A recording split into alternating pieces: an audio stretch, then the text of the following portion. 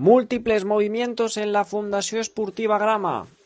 Un histórico y ex capitán del club, Roberto Morales, será el segundo entrenador. 7 bajas confirmadas, las de Buba Jalop, el portero Alex Luque, Edgar Velasco, el veterano Jorge Rojas, Edu Soler, el pichichi Cristóbal León y Damián Obispo. Aleix Díaz, del Juvenil A, se convierte en la primera incorporación. Y por ahora, 8 renovaciones. La del portero Víctor Colchero, Ángel González, Lucas Álvarez, Adrián Machuca, Bruno Villagrasa, Michel Obono, Jonathan Linares y Roger Peris.